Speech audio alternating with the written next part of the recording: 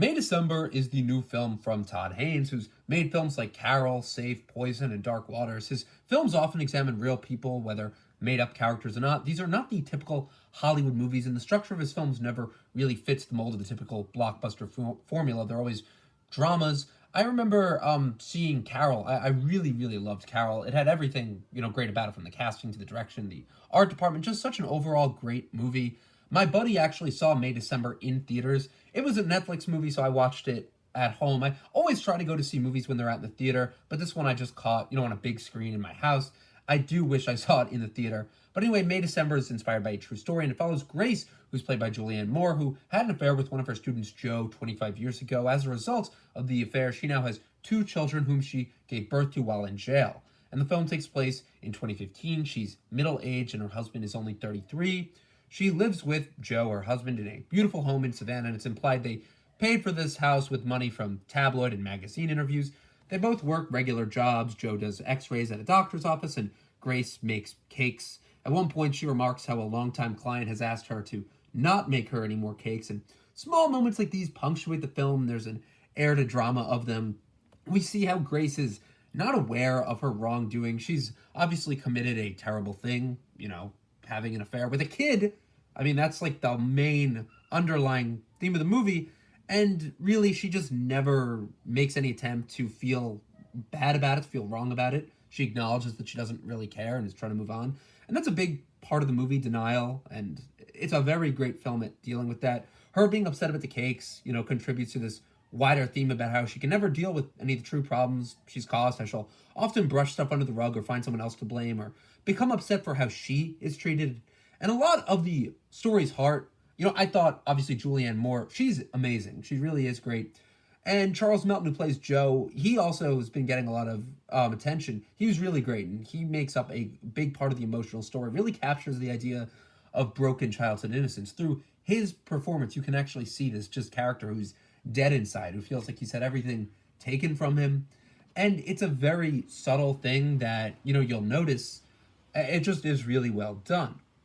And the film is framed in a way that you get to experience several perspectives as Joe works in his home tending to bugs, and he develops a small hobby out of them. And we see he has a connection with another unseen female friend who he texts. He often is texting her about these bugs they're raising.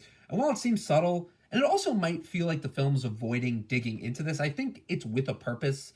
And, Hines gives us a controlled look at a man who doesn't have this power over his own life. His world's been so domineered by this woman who's entered at a young age, and she still remains, still causing him problems to this day. She's still making herself the center of attention, and the film does a great job at focusing on that. You're probably wondering, well, I want to get into this side of Joe. I want to see these things, but they only hint at them and don't really show you, who is this woman he's texting. But I feel like there's a point to that. It's just showing how it's not about his life, because his life is overshadowed by Grace, Julianne Moore. So the film is often about her, while he's kind of purposely this background character, and I think that's very good at how the film shows that. And, that's what the film's about putting yourself in the front, or being, these horrible, selfish people. And it has a great way of executing the idea. There's also comparisons drawn to this film, the movie Persona, the Ingmar Bergman film, and it's evident with how Natalie Portman's character plays in the film. That's right, Natalie Portman is in the movie.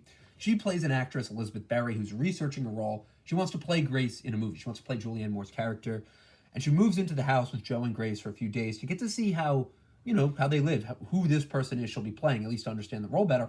And this is where the film's doing a lot of interesting things. It's providing a film about identity, storytelling, and the lies we tell ourselves to make ourselves feel better, as they do with Grace. But then there's this other aspect, Natalie Portman playing an actor, and how she interprets real life, how she sees Gracie, her family, how an outsider might see controversy.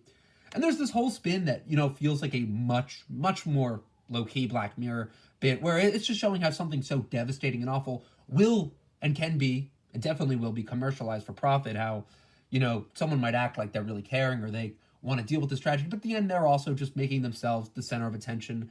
It really is about that, how we all kind of take certain scenarios and make them about ourselves.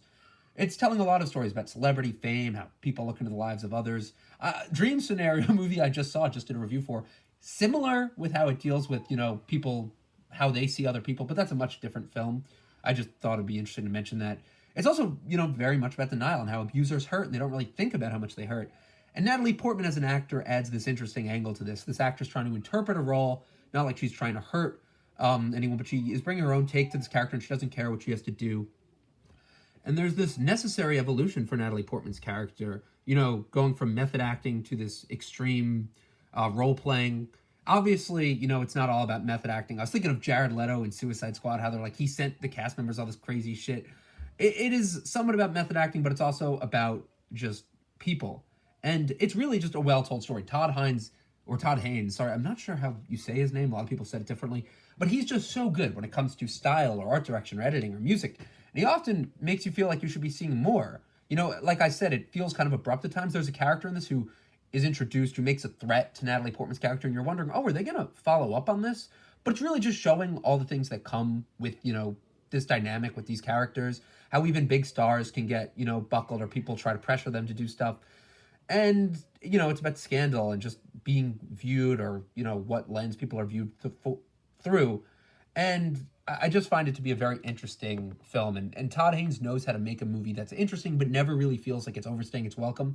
I like movies like this. Priscilla did a similar thing too, where, they're introducing characters and you think, oh, are they going to, play a part in the film? Like, what's the point of introducing them? But really it just adds this tension and lets you understand that there's all these other things going on, but it doesn't really need a focus on them. It's just introducing them and showing you this is the world these characters live in. They want to have affairs. They want to, they have struggles. They have family they've isolated as a result of what they've done. It doesn't need to go into detail. It's just showing you this is how it is in their lives. So I really like this movie. I really like the approach it takes. And it's just very good film. Highly recommend watching May December, streaming on Netflix. Thank you guys for watching this review.